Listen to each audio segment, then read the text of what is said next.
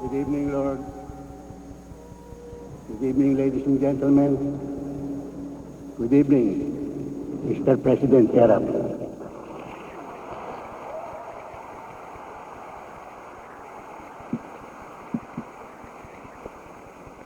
Good evening, Susan. Good evening, Rani. Gandang lalaki talaga. Hanggang ngayon nababakla ako talaga.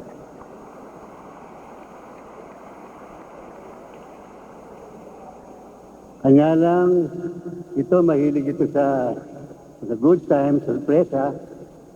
Pero itong sorpresa ang ginawa mo talagang nagimbal kami lahat.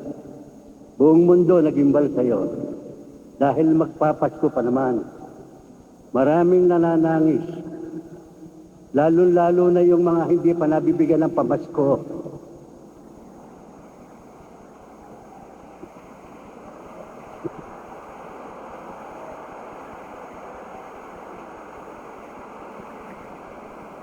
Kanya pala naglulupasay si Amay Bisaya. Dahil tuwing Pasko nakiran yan. Marami pong binibigyan yan talaga. Pag Pasko, lahat ng kinikita niyan, halos pinamimigay lang yan sa mga kapwa niyang tao na mahihirap. Lalo na yung mga kapuspalad. Masyadong generous yan. Alam nyo, pambihira yan talaga sa pagkabaluho sa sustansya, sa generosity nito pambihira. Kasi minsan, may grupo, may isa dong meron na bawat kilos ni Rani ginagaya niya napipiko na ngayon si Rani. Bawat kilos ni Rani ginagaya niya. Alam niyo lang si Rani, maraming nga. Diba, may panganong gano'n si Rani. May mga... Nainis din si Rani. Niloloko mo ba ako? Ba't kanina mo pa ako ginagaya? Meron naman isang high blood na alalay, pinagbubuntal ka agad yung tao. Si Rani na ngayon ang umaawat. Hanggang si Rani pa nagdala sa ospital Naawa si Rani, pasensya ka na. Pinagalitan yung sumuntok sa kanya. Sabi niya, pasensya ka na, wala akong cash dito Wala akong dalang cheque. Ano ba talagang mabibigay ko sa iyo? Para naman makabawi ako sa iyo. Sabi nung tao bibigay mo.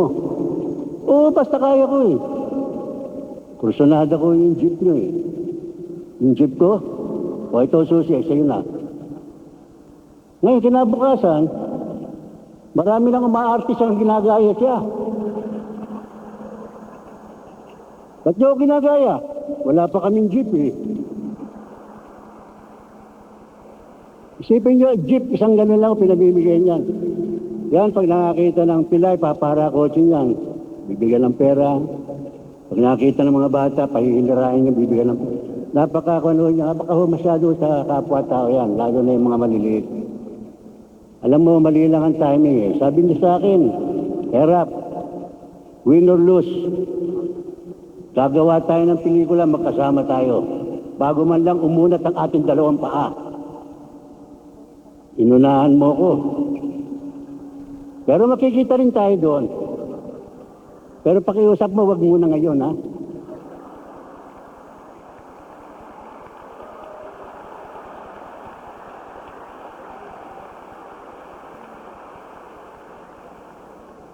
Alam niyo mga kaibigan, maliit pa ito si Rania, sila Elizabeth.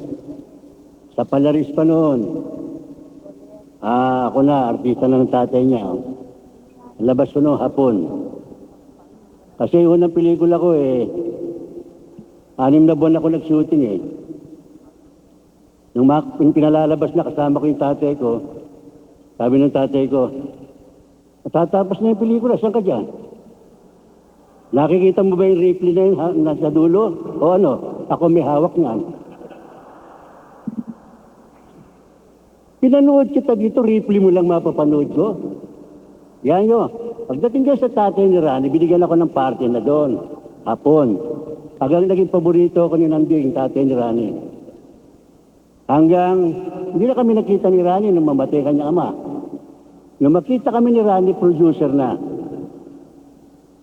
siya naman ang kumuha sa akin. Isipin nyo, nagtrabaho ko sa tatay niya, tapos nagtrabaho ko kay Rani bilang artista rin. Dalawang pelikulang ginawa ko sa kanya, Captain Barbell, saka Daigdig ng Pantasya. Kanya kami naging close niyan. Hanggang kami ni Susan, sila Erap, saka ni Rani nagbuyo sa akin mag-produce. Kanya ako nakapag-produce. Ang bida ko naman pirmi, kanya malaki rin ang utang na loob ko kay Susan, gawa ng pagpuproduce ko, initial production ko si Susan kagad. Hanggang nung gumagawa na kami ng mga pelikula ni Susan, yung pala naman may ST na pala si Rani sa mga dilim doon. Medyo tahimik ito eh. Hanggang naging close kami ni Rani. Alam niyo mga kaibigan bakit malapit ang tao kay Rani? Kasi pag tinignan niyo siya para bang hindi ka pababayaan. Para bang safe na safe ka pag kakasama mo siya. Para bang napakadaling niyang lapitan. Napakadaling daingan. At handa ka paglaban. Ganun ang dating niya talaga At talaga ipaglalaban ka niyan. Ayaw niya na may mga artista na sisiraan mo. Nakaharap siya. Pagsasabihan ka niyan. Ako, may nanira sa akin ng araw. Wala si Dolphy, laos na yan. Pinitsirahan niya, pinagsabihan. Pag mo sasabihin niya kay Dolphy, ganun din ako. Ayoko din ng sinisiraan yung mga kapwa mo artista sa harap ko. Si Rani, ganyan yan. Siya mga kaibigan, alam niyo po ito kumbaga sa pundasyon ng building, ito yung beam, yung pinakamalaking haligi. Ito yung godfather namin talaga Lahat ng artista, inspirasyon yan. Lahat ng artista sa kanya humingi ng payo, sa kanya humingi ng mga advice na maaring gawin na kung mali o tama. At saka kung merong nag-aaway, pinagkakasundo niya. Ito pong si Rani, ibang klaseng tao ito. Masasabi ko, pambihira.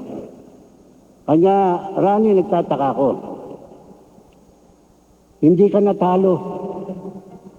Hindi ka natalo.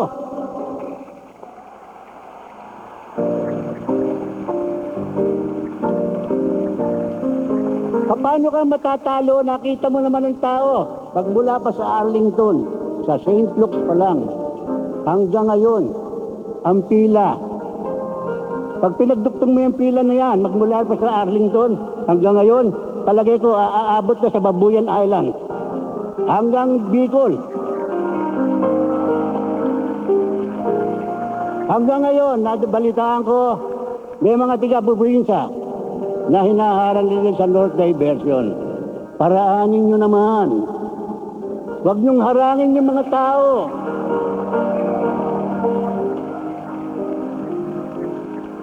Pagbigyan nyong masilaya sa huling hantungan ang taong kanilang minamahal. Nabalitaan ko, please lang, pagbigyan nyo yung mga tao, huwag harangin. Kanya nga inopen to sa inyo. Inopen sa mga madla itong makita siya, maski magkagulo rito. Basta makita siya. Isipin niyo iba dyan. Talagang hindi kumakain, may mga lumpo, pumupunta rito. Ganun ka kamahal, Rani.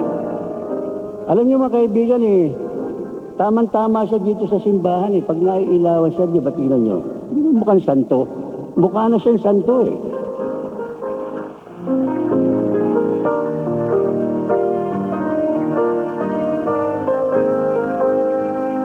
Alam niyo, malaking utang na loob ko rin sa taong yan. Pagka ako may problema, nung kami ni siya nag-uumpisa, talagang kinrucify kami ng media. Tumawag agad sa akin yan dahil nawalan ako ng trabaho, nag-atrasa ng mga sponsor ko. Wala akong trabaho.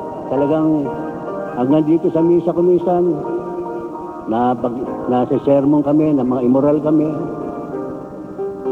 Pero yan, tumawag sa akin, Erap, okay ka lang.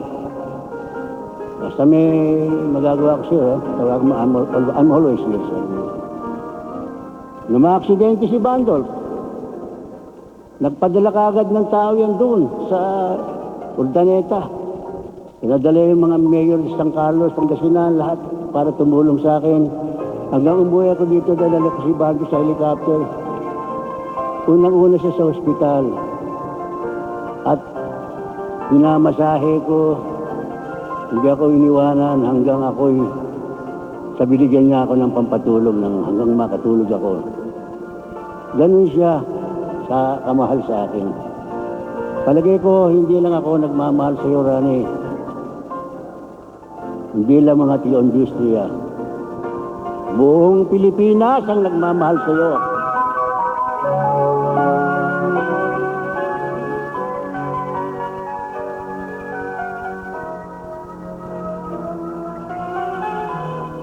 Tahimik kong tao yan. Kaya hindi nga mapahilig mag-comedy rin yan.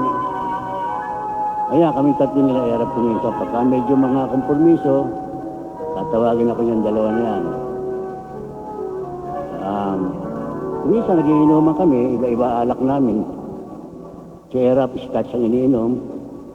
Siya beer, ako naman konyak. Sabi ni Erap, "Rabyado tayo rito, beer ang kanya eh." At doon kami nagkakabigayan ng mga ideya hanggang itinatag nga ni Erap ang bowel pan, hanggang tumakbo siya ng presidente ng mga artista. Nasa Amerika ako, Erap, kailangan kita para tatakbo kong presidente ng mga artista. Uwi ako. Hanggang tumakbo siya ng presidente, sabi niya, "Erap, tatakbo ka ba talaga?" Hindi ko nga alam eh. Ayoko talaga eh. Tinanong ko si Susan, "Ayaw mo ba maging first lady?" "Ayoko. Tama na kami nito dahil masyadong low profile ito mag-asawan to eh." Hanggang sa bandang huli, tinanong ko rin si Presidente Erap, yung ginalo ko sa veterans. Ewan ko dyan, sabi niya, siya rin naman makakapagpasya dyan eh. Sige, sabihin mo, tumakbo siya kung gusto niya. Bandang huli, sabi niya sa akin, "Erap, hindi ko matiis yung mga tao, napakarami nung nagpupumilit akong tumakbo at nag-iiyakan sa akin.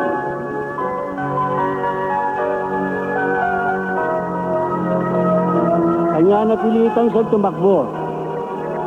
Kanya tumakbo siya. Kapagkat nalalaman ko, uulitin ko, Ran, you are always a winner. Hindi ka natalo.